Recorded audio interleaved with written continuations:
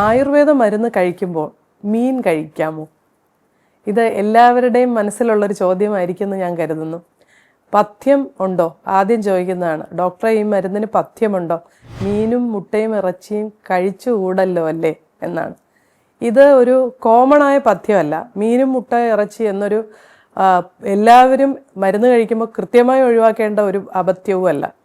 അതായത് ഷുഗർ ഉള്ള ഒരാൾ മധുരമാണ് ഒഴിവാക്കുന്നത്, പ്രഷർ അല്ലെങ്കിൽ ഹൈപ്പർ ടെൻഷൻ ഉള്ള ഒരാൾ ഉപ്പാണ് ഒഴിവാക്കുന്നത്. അപ്പോൾ എന്താണോ നമ്മുടെ രോഗത്തിന് കാരണമാവുന്നത് ആ കാര്യത്തിനെ നമ്മൾ ഒഴിവാക്കുകയും അതിന് പ്രയോജനമായതിനെ ഉൾപ്പെടുത്തുകയും ചെയ്യുന്നതിനാണ് പഥ്യാപഥ്യം എന്ന് പറയുന്നത്. ഇനി നമ്മൾ ആദ്യം ചോദിച്ച ചോദ്യം, മീൻ കഴിക്കാമോ?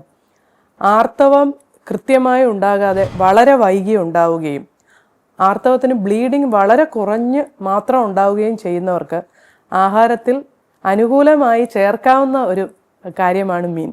അത് നമ്മുടെ ഔഷധത്തിനോടൊപ്പം കഴിക്കാനാണ് ഇത്തരം ആരോഗ്യസ്ഥിതിയിൽ ആയുർവേദ ശാസ്ത്രത്തിൽ നിർദ്ദേശിച്ചിരിക്കുന്നത്.